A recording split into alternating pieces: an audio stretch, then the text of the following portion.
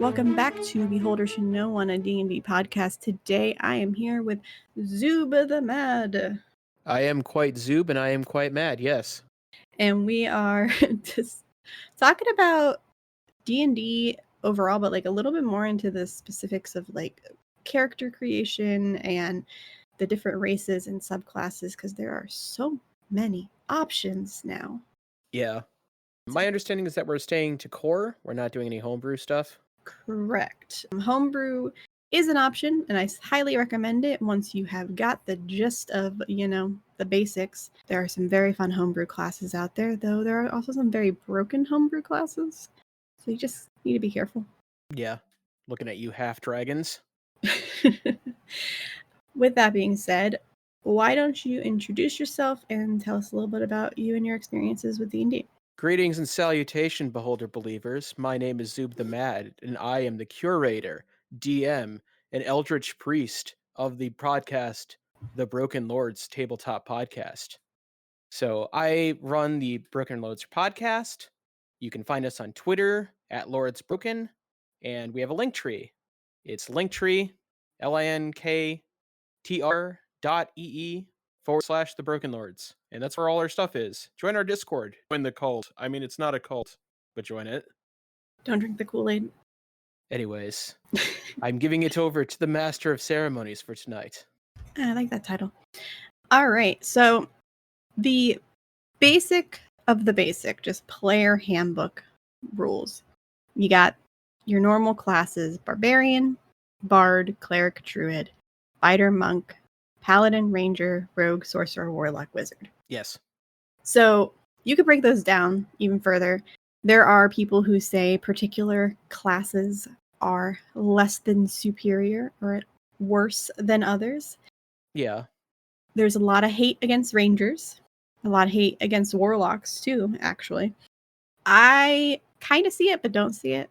Like I'm a Ranger and Warlock apologist. I like both those classes. I loved my Ranger when I played it, and I'm about to play a Warlock, so I'm so excited. But like the go-to I see where people who want to like be super powerful is like Rogue. Like that's the one that I see a lot of people who are like, I like to do all the damage, Rogue. Yeah, I mean, there's nothing in D&D land that is more dangerous than a man very determined with a knife. It's fair. And a high stealth check. Yes. The one thing that I will say that I don't like anymore with races and class combination is the stereotypical ones, like the Goliath Barbarian, for example, the Gnome Wizard. The archetypes. I guess I know I didn't want to focus on optimization, but like those just bore me. The half-orc barbarian. Yeah, exactly. The human fighter. It's just like that's been done so much. We get it. It works. Why not bring in a half-orc wizard just for funsies? Like, who cares if it's not optimized? Yeah. I think there's a really weird gamification aspect inside the human brain that's like, I need to win at this thing. And it's like, but it's collaborative though. But I need to win at the thing though. And then we go into these pathways of optimization in a game that's supposed to be collective storytelling. So Yeah. I think it's good to have a character that does something good. Like, if you're just useless all around, then for a ongoing campaign, that might not be feasible. I think you should be good at something. You don't necessarily have to be good at everything. You don't have to be super fucking broken at that something. yeah, sure. Like having the stereotypical dude that just is amazing at tripping people and that's all they do. Like C3.5. Yeah. So like the Bard, for example, I love to play bards that don't follow the stereotype of you use music against your foes. Why does a bard have to be a musician? Why can't they be a storyteller? Why can't they be a wordsmith? Politicians are technically bards in a way. They're charismatic and can use their words for evil. A businessman could be a bard. It's true. Power of selling. Yeah, they know how to con their way into your hearts. Like, that's one of the reasons why when I played Rissa for Behold Clearlight, I specifically told the DM, like, I do not know how to play an instrument. Can I have something else as my focus? Yeah, fair. Like, it doesn't make sense for her because she never would have learned. She learned how to be a businesswoman. Yeah. One of my favorite characters I ever played was a young halfling named Dustin Crimes, who was part of the rap group Lethal Punctuation, I love it. and he was a bard. And all he did was have rap battles with people. I love it. Recently, we just had a one-shot that was released for One Page Mage. We did a gnome adventure, like go find a gnome adventure. And we had 2 characters specifically, but I think all of the characters fitted a little bit that were just definitely not optimized at all. But it was the funniest shit ever. I had such a blast in that game because we had a bard that was like, they had like a 13 charisma. Oh, God. And they played the gong as their musical instrument that they also used as a shield. Oh, my goodness. And it was just so funny because, like, when he succeeded, it was fantastic. But when he didn't, we're just like, okay. Yeah. But it was funny. Like, why do we bring you places? Then the other character that I really loved was a Warlock Janasi, which is from later books in the series, but they played the newer Genie Warlock subclass. Oh. And they went with their Warlock patron was their father. And it was... So you're just asking Dad for favors all the time? He would just talk into a whiskey bottle and go, "Hey, Dad, can you send me some more spells when I'm resting?" Like, that was how I got his short rest spells back. What did I do to deserve such an idiot, son? It was like perfection because I'm like, this is hilarious to me and I love it. And then I did play a stereotypical gnome wizard, but I played a super anxious gnome wizard that was just like, what are we doing? No, we have to do this specifically. The book says this is how we do it. You're doing it wrong. I like doing that too, where it's like you have like something where you kind of do something that's kind of archetypical, but then you put a spin on it. Mm-hmm. Like playing a tiefling warlock, played a tiefling warlock named Mozimozan, who was trying to be an investigative reporter, but ended up just being a serial smut novelist because that's the only way she could make money. You gotta do what you gotta do. Yeah. So, like, having those conventions, sure, you can be a half-orc barbarian, but, like, having that additional twist is always good to have. One of my favorite characters to play, one that I don't have to think about, that I don't have to, like, get into character because it's just, like, a release, basically, is my monk, Kalistar monk. She's really, really, really good at punching things and dodging things. Really good at those 2 things. That's about it. Like, Yeah. ask her to do anything else, and she's gonna be like, but she's gonna try. And she's gonna fuck it up. And it's hilarious. Yeah. Like, she tries to be the charismatic one all the time. If you're like, just stop it. Go back. Like, she's good at deceiving, but that's about it. Like, she can't persuade for shit. And she's like, no, we actually are doing good, and we were actually helpful. And they're like, roll persuasion check. Like, fuck, no. It's always interesting to think of, like, remember, like, 3.5 min-maxing, where you just had, like, those archetypes, but they were, like, ridiculous? Like, you could do things, like, with, like, a hulking hurler where you could get so strong you pick up mountains if you just put all your skills into being really good at throwing things. Yeah, that was one of the reasons why I wasn't a huge fan of 3.5. Like, that's what I started on. Yeah. I remember, like, my ninja assassin first character that I played, well, not first character, but I don't even remember her name, but she was just pure evil, just wanted to, like, kill things and just caused chaos, and only was in the party because one other player was also evil and thought it was hilarious that my character was just invisible, following the group Oh, and causing problems. I see. Yeah.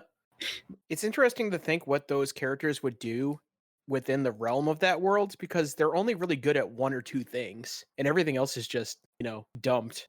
So, I don't know. And then, like, now it's become a thing where if you just have straight 13 and 14s, like, some people are upset about that. Yeah. And like I get it, it could be kind of boring because you're like average, but like actually you're above average. Like you're pretty decent at everything. You're just not really good at something. Yeah. Yeah. You're like a gifted kid in high school. That goes to college and realizes they weren't really that gifted. Yeah, exactly. That's Oh, I feel called out. is that a little too close to the bone? Am I cutting a bit too deep here? I feel so called out right now. Uh, Uh, it's like, no, I yeah. didn't have to study in high school. What the fuck is this shit? We'll have to keep from crying. Okay. Roll a d20 to not cry. Oh no, I already failed. I have such a negative penalty to it. Oh yeah. Anyways, we were doing classes. We were. What is your favorite class to play if you like just first one that pops off your head? I'm slapping an invisible table. Imagine Warlock. I always play a Warlock. I love Warlocks. Anyone that says that Warlocks are garbage because the only thing they have is Eldritch Blast doesn't know how to do anything aside from just being herder fighty man, and you can fight me on that. I am actually very excited I'm playing a multi-class character, which I don't usually do. And I won't give too much away about it, but it's going to be a rogue warlock. And that's all I know so far because I haven't actually like dived into how that's going to fucking work, but it makes sense for the character's story. Yeah, I mean, if you take the Arcane Trickster feat, you could probably actually add sneak attacks to things, and that would be a kind of a problem. That is fair. I have to look into it still because like I know that I want to end up being a warlock, but I don't think she would have become a warlock as early as she would have, and we're starting at like a higher level. Yeah. And I think it's gonna be funny because she won't actually know who her patron is. Oh, that's great. She's just gonna be like, yeah, okay, cool. I Yeah. don't know who you are, but whatever. I have powers now. It's always good to have a patron that's completely anonymous. Like, I was playing another game where I didn't know my patron until 6 sessions in. On the game that I play on Tuesdays, I just made a new character, and it's a cleric who does not know who her god is because she lost her memory Oh. about 5 months ago. She also doesn't know who her family is. So there's a lot of stuff that she doesn't know, and I can't really go into detail. Yeah, fair. But I know who they are, and it's real interesting. That's all I'm gonna say. Yeah, fair. But it's a really fun concept. Like she's only been in 2 sessions so far. She was a servant for the last 5 months, and she stole the bag of holding from the person who was her master or whatever when he died. And she reached in to take out his armor, and then armor came out that looked familiar, but she doesn't know why, and it fit her perfectly, and it wasn't the armor that he had. So she's a little confused. So basically I got all my shit back.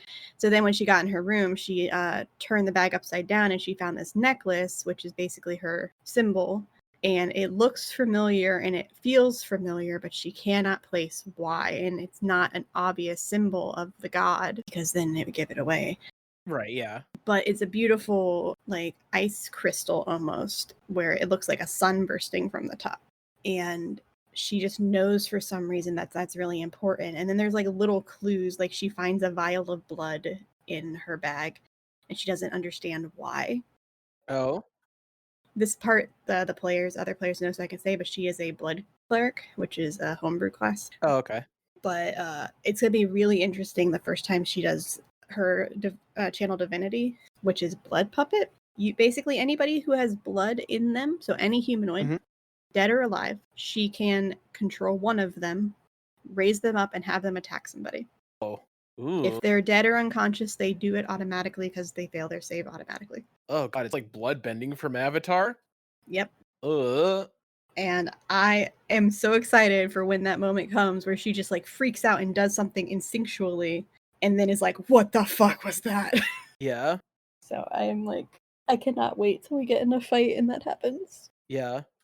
Man, that whole thing was super dark. when you really think about it, like having that level of mastery over someone, that's really screwed up. What's funny is I can't tell you. Fuck.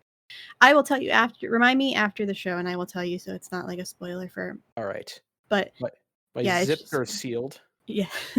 But back to characters. My favorite is honestly, I always go towards Druid purely because I like to talk to animals and I want all the animals to be my friends. Oh, okay. That's Yeah. Druids are pretty overpowered too when it comes to like end game stuff, but I absolutely fucking adore the fact that like every druid I will ever have will have speak with animals, no matter what. Yeah. I mean, that could be conditionally useful too. Like, not only, for the Dr. Doolittle fantasy fulfillment, but like, being able to scout the local wildlife to figure out, if you're tracking someone, you can ask the squirrels or what have you to be like, hey, did you find this person? Did you see them going through the forest? Mm-hmm. Like, having that level of intel is super integral. For me personally, when I never really use my wild shape as a fighting thing, Yeah. I always use it if I wild shape, if I play moon, I guess I should say, I always use it for I'm a cat sneaking around. I'm a spider going up the wall. Right. Yeah. It's never I'm a bear to attack. Yeah. Because technically you could just be tank druid and be True. awesome. Yeah. But I think I've only played one druid in my entire life, and that was actually for a guest star. Like, yeah, it was Cleric. Oh God, I'm so sorry. I'm so sorry to that DM. You had to listen to this for an hour and a half. I oh don't know how jeez. you would have done it. I'm already driving myself crazy. Stuff of nightmares. Yeah, it's literally because that character I was asked what my accent was, and in the spur of the moment, I just channeled Jiggle Billy from Aqua Teen. Mm-hmm. That works. I don't usually do voices. I do inflections. Like I change how they speak, but not their accent specifically because I'm very bad at it. But also like I'm very much if I hear somebody else's accent, I will just start doing theirs instead of mine. Oh yeah. Then I will like lose it. I will be like, what the fuck was I actually using? Shit. Where did it go? I was actually going to address the inflection part. Now, do you mean like different emphasis on tone, different emphasis on like if you're going to stress certain words? Personality mostly. So, for example, Rissa is very, or can be, depending on who she's speaking to, she can be very much proper. Like, oh, hello, how are you doing today? I love that dress. It is absolutely stunning on you. But then 5 minutes later, go, hey, did you do any really cool shit? Like, I heard about a really good robbery down the street. Was that you? Good work, guys. Like, high five. So using differentiations in tone to do a little bit of social espionage, so to speak. Right. And like all my characters have a different, or I try to make them like with the wizard I mentioned earlier, she was very anxious. She had a slight stutter where she's like, guys, I don't think we should do that. I think we should go slow and maybe, well, not too slow though, because we have a time limit. Like that's how she would talk.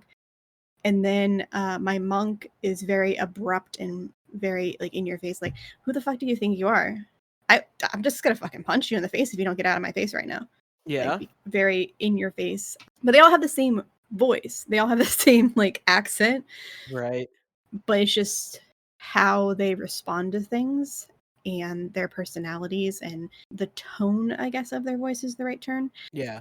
My favorite was the druid I did play who was a hippie, and she was just super high and chill, so she talked pretty slow, and she's just like, hey, guys, like could we just chill for a little bit? Could we just, I don't know, can we just get high? Is it time for a smoke break? Like it's been like 10 minutes. Yeah. So that's how I try to differentiate the characters, because I know that I can get that personality in my head without having to worry about an accent. Yeah. I think there's something to be said on both sides of the coin, so to speak. Like having different inflections and also like messing around with the voice a little bit can be it depends on your group and how and the level of immersion that they have with the game.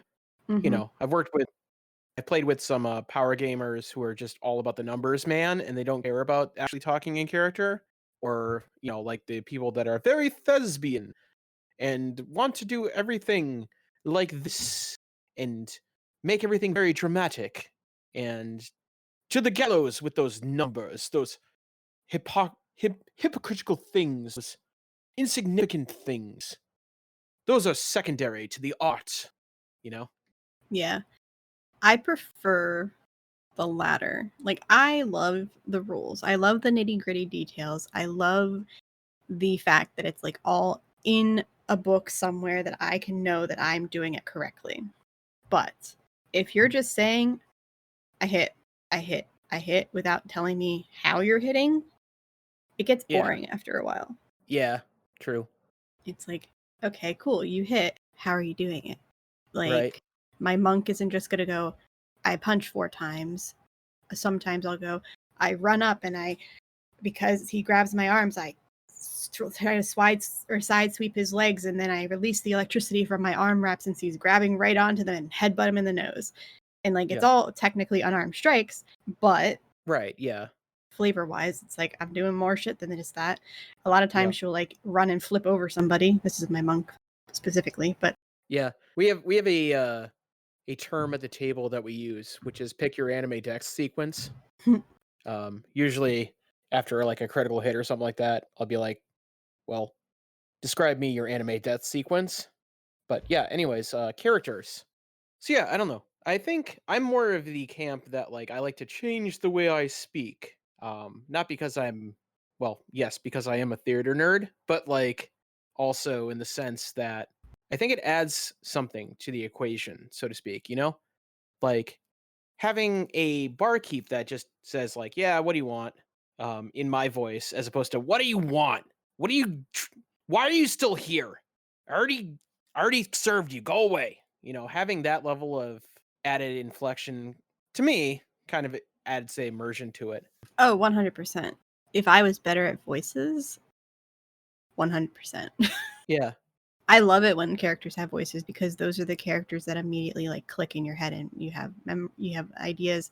And Ryan for Clearlight does a really good job at those voices as the DM.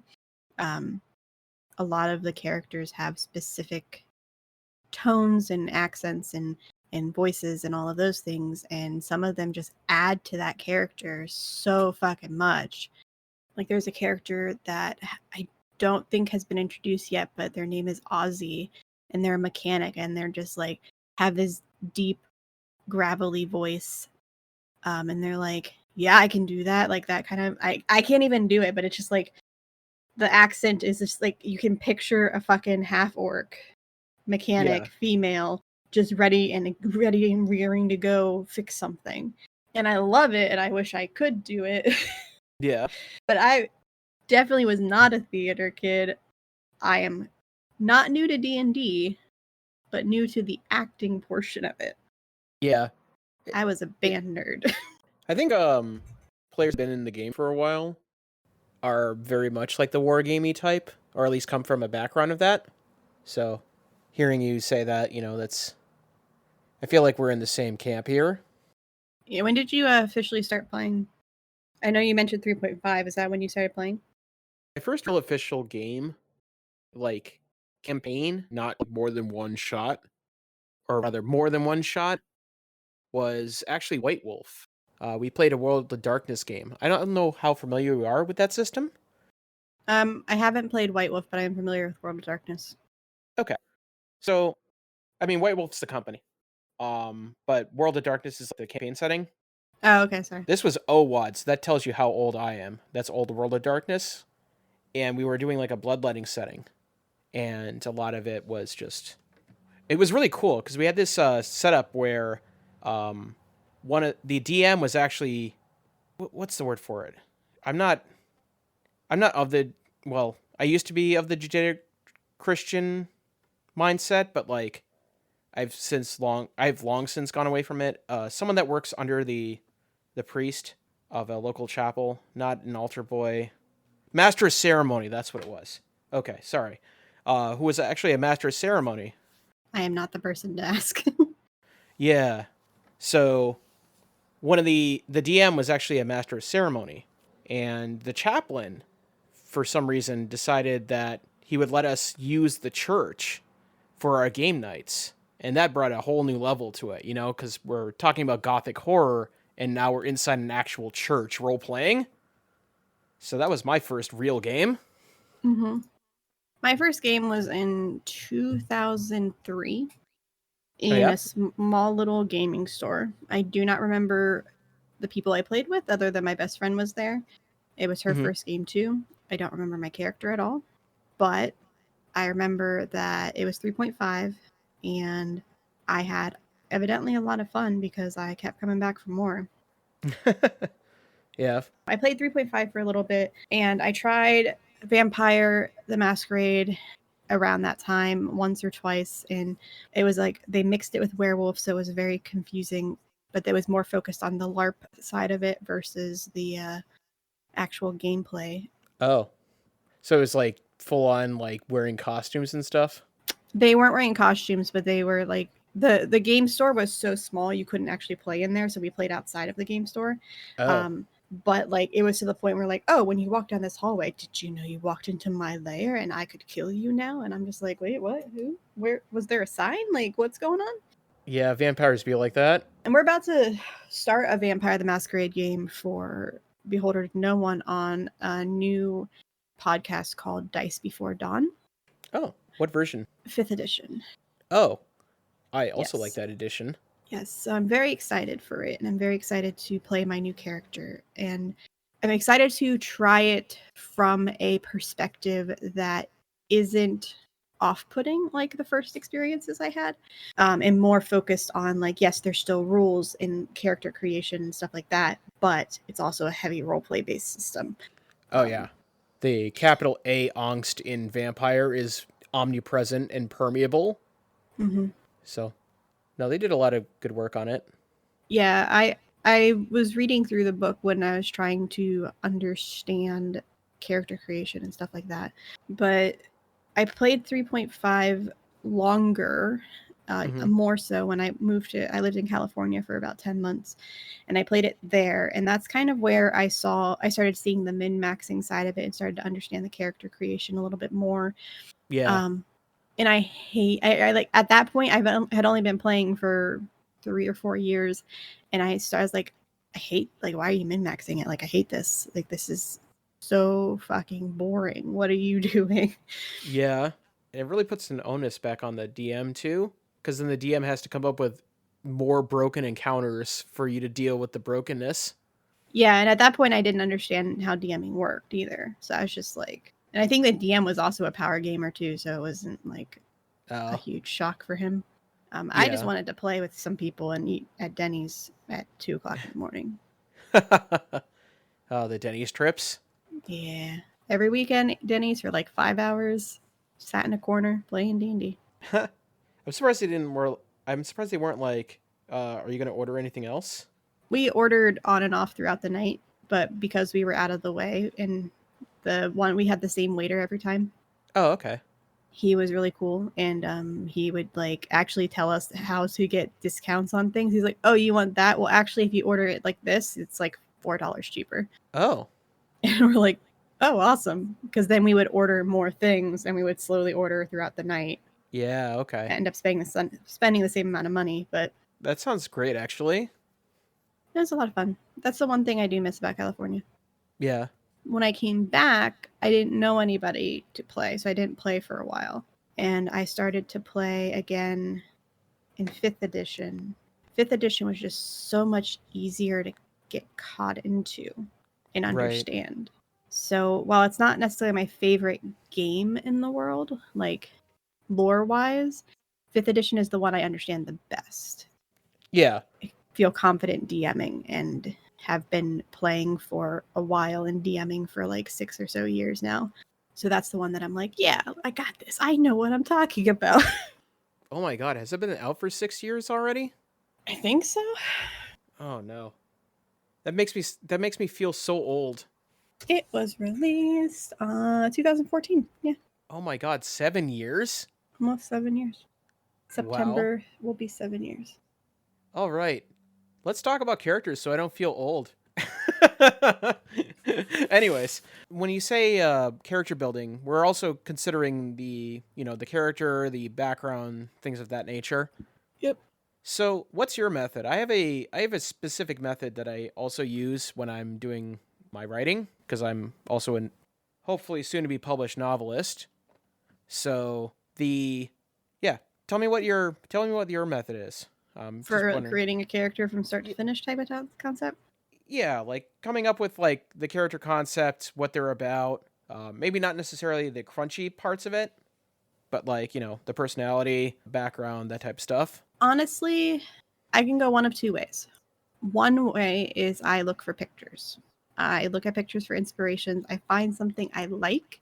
Like perhaps I knew I wanted to play a mage of Mm-hmm. some sort, and I use mage loosely. It's just like a magic caster of some sort. So I'll look at pictures of fantasy mages and look until I see something for inspiration, and then I start to try to imagine what that person would be if they were an actual character.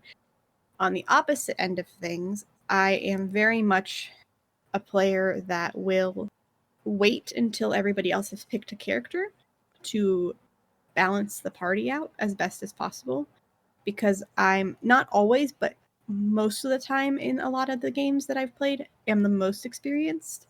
Right. So I would rather a newer player be able to pick something they really, really are interested in playing and want to try, and then I'll just fill in whatever is needed. And then once I know what class I'm playing, I start to think of their background a little bit, like what's the concept of it and how that would fit appropriately. For the character that I'm going to be playing for the next, I won't give too much away, but the character I'm going to be playing for the game that's replacing Behold Clearlight, I'm playing as a NPC from Clearlight. I only know their name and what they look like and a little bit about their personality, and then I ask the DM for a little bit of background information on them, and I use that to create who she will become in her older when she becomes older, because I she's like see. a little kid in the this game. So I was like, okay, well, what can I make from that? And she doesn't know a lot about herself, so I get to make that up and pick and choose what race she actually is, even though she doesn't know what race she is. And this character is completely homebrew, like 100% homebrew. Um, What was the decision that brought you to wanting to be a solely homebrew thing? You just wanted to see. it fit better. Okay. The place that she's from, there's only one race that is from that place that is officially published, and I didn't like that race. Oh, okay. So I was like, like I wanted to go with something different. So I talked to the DM about it and got permission and went and looked for other options that could fall into the same place that they're from. Found something I liked and that made sense a little bit and got the approval. And then for her class, I was originally going to go Hexblade Warlock, but we had so many melee fighters everybody else was planning. Yeah. So I was like, okay, fine. I'll switch it up a little bit. And I did a little bit of thinking on it, and I realized that she does have a fascination with swords because of story reasons. So I decided to start her as a rogue instead, and then switch her into a warlock due to her past. And I don't know, I have to figure out how I'm going to get it to that point. Mm-hmm. But I know who her patron's going to be, and I know, I think I know what homebrew warlock class I'm using, because again, none of the other ones actually fit based Yeah. off the concept that I'm wanting. There's been times where like I found a class that looked interesting. Again, this was a homebrew one, but I found a plague doctor class, and I was like, I want to play a plague doctor. And the DM's like, okay. I was like, What cool. what is it? What would that even entail? Like just having a handful of herbs and pretending to know things about medicine?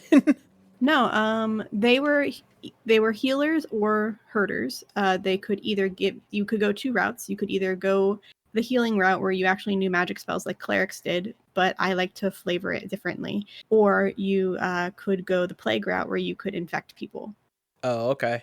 The class unfortunately wasn't completely built out, and Oh, it only was up to a level 10.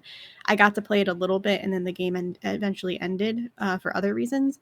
But I just knew I wanted to play a plague doctor, and in my mind, I'm like, well, what if I play like a character from olden medieval times where they're in a world where magic isn't necessarily the way they heal people, but salves and herbs and leeches and like things like that is how they heal people. Oh, like a low fantasy world? Right. Like magic was real, and in theory I was casting cure wounds, but or lesser restoration. Oh, you have a hangover? Lesser restoration. But no, let me get Bob the leech for you. He is perfect at this, and place it on your head. Give it an hour. You'll be fine. But I Yeah. just cast lesser restoration. You don't have a hangover anymore. Mm. But flavor wise, she just was very experimental, I should say, with her ways of healing.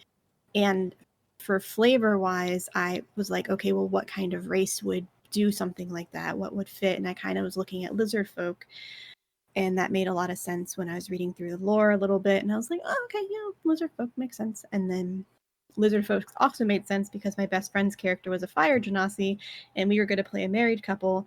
And I thought it was perfect that the lizard folk would love the person who's always naturally very warm Yeah. because lizards like heat. Yes. So it just ended up working out that way. Oh, okay, fair enough. How the character was created. And then I figured out everything else beyond that after this point. Yeah, I use the Matryoshka method.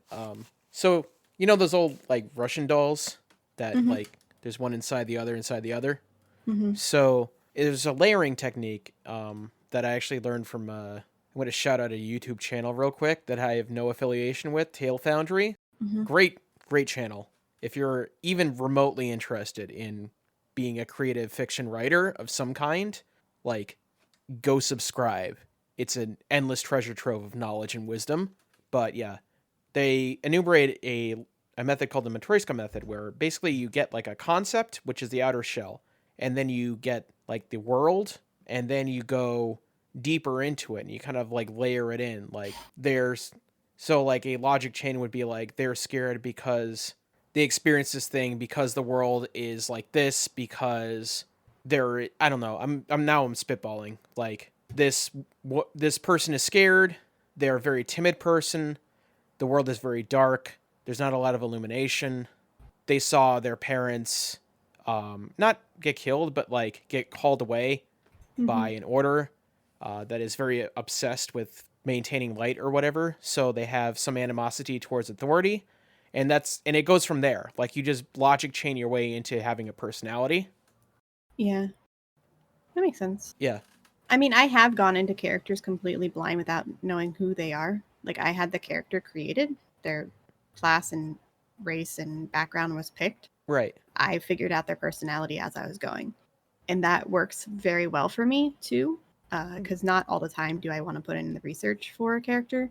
And I'll just go, yeah, okay, I'll play Cleric. Here's the concept. Sure. Yeah. And then once I get into the character and start interacting with other players, I'm like, how do I want her to react to this? Okay, this is how she's going to react. And then slowly, like, a personality will form. Yeah. Have you ever created characters like that where you had the character designed and then thought of the personality as you went, or do you have a good personality in place before you start the character play? Well, it depends. So sometimes I have it like fully fleshed out in my mind. Like I do that method I mentioned prior to this question, where I use that method. Sometimes, like in some games, like one of the games that we were doing, not recorded, was actually with another group that I play with. My character ended up dying, and I had to make another character in like 5 minutes. Been there. So I had to basically make a whole new character from scratch that was going to join the party during like an apocalyptic situation. Like literally the world was collapsing, and it was like, it's the good that men do in the final hours of existence that make all the difference. That was basically the broadening theme about it. And I ended up making this barbarian that was very devoted to Jesus figure in this world. So I kind of made it as like, sometimes when I'm like pressed against the wall, I kind of remix some characters. Like my first character ever was Father Stephen O'Shea, who was a werewolf that didn't believe he was a werewolf and was devoutly Episcopalian and a priest. And when he found out that he was supernatural, he actually had a mild panic attack. And then he was reached out to by his tribe, and like the whole running gag of it was just him getting phone calls in the middle of the night and him going, "Not interested," as if he's like warding off a telemarketer. And I used some of that personality in that barbarian I made in 5 minutes, where he spoke in a very bad brogue. He was very maudlin about the nature of his religion, and even though he wasn't a cleric, he was very devout while he was smashing people's heads because it was for the greater good. Sometimes you gotta have a peanut butter and jelly sandwich, and sometimes you have to make a peanut butter and fluff sandwich because you realize you're out of jam, so to speak. Oh, now I want a peanut butter and fluff sandwich. That's the power of storytelling, baby. Putting things in people's heads. Haven't had one in so goddamn long. Yeah. Anyway. Yeah, I love concepts like that. One of my favorite concepts that I had that unfortunately I didn't get to play for a while. Like I played it for a little bit and then I left the campaign due to personality conflicts. Let's word it that way. AKA the DM was an ass. Yeah. I created a character that was a half-orc knowledge cleric, and that was because she was raised by a Githyanki who was a priest of the cleric of knowledge. So she was raised by this in this realm, and she's like, of course I have to follow the footsteps and worship this god or this goddess. I don't remember who it was off the top of my head. And she wasn't super smart, but she tried her hardest. And she knew like 7 languages, but not very well at any of them. So she would like misinterpret words all the time when she was translating, or when she read things in a different language, she's like, "Oh, it's either cake or murder." I don't remember. But she was just like, she was a lot of fun to role play. I didn't like playing the cleric portion of it though, because I'm not like, I know some people who love playing clerics. They absolutely adore playing clerics. I'm not one of those people. And I don't know why I don't really enjoy playing clerics usually. I'm trying to find a way to get a cleric that I like, because I know there's like so many ways you could play a cleric and so many different domains and stuff like that. Yeah. So I keep trying to make it work and make it enjoyable, which is why I'm trying the blood domain in my Tuesday game. Another one I want to try is the Twilight domain, to see if like maybe if I do something that's not just heals, kind of like a Jester Lavore type style of cleric, maybe I would enjoy it a little bit more. Yeah. I like grave clerics a lot. Grave clerics are pretty great. Yeah, I enjoy grave clerics. Those are fun. I enjoy the concept of them. I haven't played one, but I like Talison's grave cleric. He does a good job at it. And it's fun. Like, you could go so many different routes on that same type of character. It doesn't have to be just like that. Yeah. It was kind of one of the reasons why I was hesitant. Critical Role was kind of one of the reasons why I was hesitant to do a Hexblade Warlock. Like, I wanted to play it, but besides the fact that we had so many other melee characters, I was also kind of concerned that people would just be like, oh, you're just doing it because Ford's a Hexblade Warlock. And it's like, no, it just like, it legitimately fit the story. I don't know. I feel like it's more important to do whatever you want to do. And if people are going to listen to you and be like, oh, they're just playing Ford again, or, you know, that's on them. Like, if they don't want to involve themselves in the experience, then, you know, have a nice life. Maybe we're not for you. As long as I don't go, you know what? I also made a deal with this weird water creature, and I also I have an eye, and I also became a paladin. Then, okay, I could see it. Yeah. And I also have a country accent, like, maybe. Yeah. It's like, whoa, hold up. There are way too many coincidences in here. Yeah, I hate that Matt Mercer effect where it's like, oh, I can't play this class because this guy in this season played this class. I'm like, no. If you want to play it, play it. Like, well, it's not just because of him, but yeah, it was partially mainly / because of him, but like others, Hexblade is played so much, so I'm just like, do I really want to play it? Like, I've seen it played. Let me play something new. I mean, it's a class. It exists. If you want to play it, play it. You know, I don't know. That's just me. That's my soapbox. I'm slowly getting off it right now. It's getting a little bit precarious. So people should play what they are happy with playing with, and that is perfectly agreeable. I agree with that 100%. Yeah, as long as you're not that person, then, you know, whatever, you know.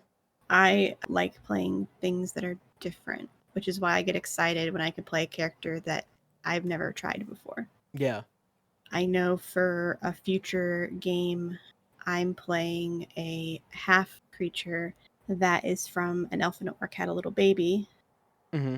which, again, it's not homebrew, or that's homebrew, but still. But I was looking at playing Grung, which is not homebrew, and I was like, oh, that'd be so cool if I play a little Grung and a little frog guy. That'd be so cool. Let me do that one day. Because I haven't done that before. So why not? Let's play a Grung.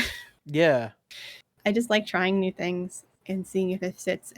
But like I always lean towards Druid Bard and Monk are like my main go-tos. Mm-hmm. Any particular reason? Well, Druid because animals, Bard because I have slowly learned to love playing the face of the group, the one that actually does all the talking. Yeah. Because I accidentally try to be the face when I'm not and make a mess of things, aka my monk who just goes and makes a mess of things all the time. And then monk because you just get to punch shit and like just be badass. Like I played 2 or 3 monks recently. One is my Friday game who I absolutely adore. But I played a monk in a 3.5 game for Nature Check, and she was just literally the cutest thing, and I absolutely adore her. And I was like, when I was talking to the DM, I'm like, she's like, what kind of race do you want to play? And I was given the options of like what cities they would eventually come across, and that would determine where I came into play as a guest. So I picked the Mouse Folk one because it made a lot of sense. Right. It was adorable. First off, that's why I picked it. To be completely honest, and then I was looking at all the options, and I'm like, I kind of want to play a monk mouse folk. She's like, okay, yeah, you could do that. And I was like, I want to protect something because like the nature check is all about nature. It's all about actual knowledge of nature and in bugs and flowers and all of those things in science in the real world and like tying that into your game. Mm. So I wanted to basically be self-imposed in charge in character over a section where I was protecting something. And we Okay. decided that it was pop bugs, which were based off of a real bug that had these beautiful shiny shells that were used for like beads and jewelry and stuff like that.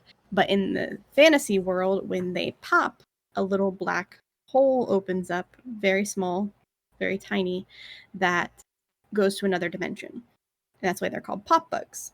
Right. Yeah. Oh, that's an interesting idea. Is And that tied into the story for the other players. But my character was just like, no, you can't kill the pop bugs, or no, you can't pick these flowers. These are the only flowers that these pop bugs eat, which then that led to like an educational aspect of what other type of bugs only eat for one particular plant. And thus when that plant becomes extinct, the bug will become extinct, or the butterfly or whatever will become extinct.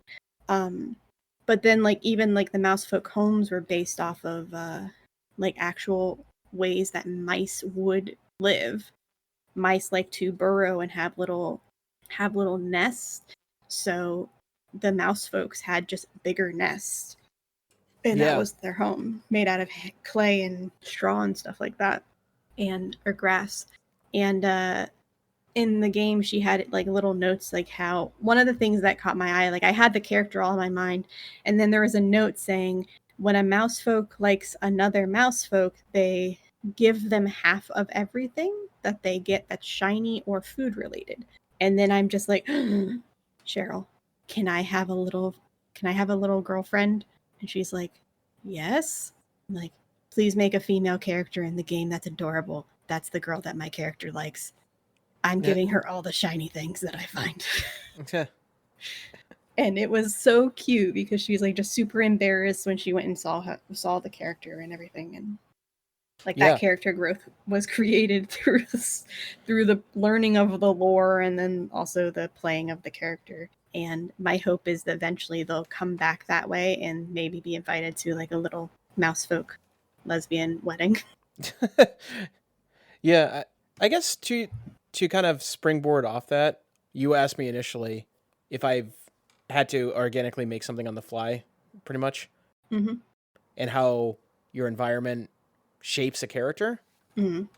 Yeah, I think I think there is an example of one of the ones that I could give about having to do exactly that as well, where the setting was kind of set. It was like 1066 in fake medieval Europe, like during the end of the Viking Age. It Mm-hmm. was like the last gasps of the tribes, basically, Mm-hmm. and, as they get either integrated or wiped out because everything that happened. That's a long part of history. Anyways, so we were doing that, and my character was actually like, basically the only concept I had was she's a crazy axe woman who like isn't actually part of the tribe, but got the respect of the tribe, so now she's kind of sworn in. And the personality was just she's crazy at first. And it kind of developed into a relationship with one of the other PCs where I became kind of like a mother figure. I played a female. Mm-hmm. Sometimes it's fun to like swap, you know what I mean?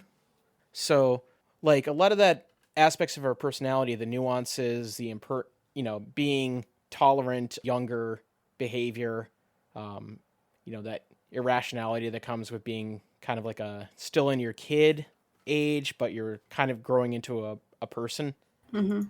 having like that level of doting and stuff like that. That developed as part of being exposed to that character and having those relationships. And I think a lot of things as well about the nature of character is that you don't make them in a vacuum in real life, really. We are kind of the byproduct of our social interactions with the people that we choose to keep around us.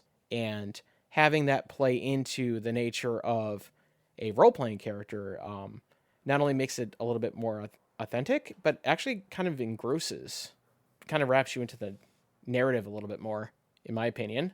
Because I think that there's a lot to be said about what we decide to project to the world as opposed to what we do by ourselves. In the sense that I might be a radically different person by myself, in my opinion. Insofar as we understand ourselves. That's a whole nother philosophical topic that we probably don't have time for here.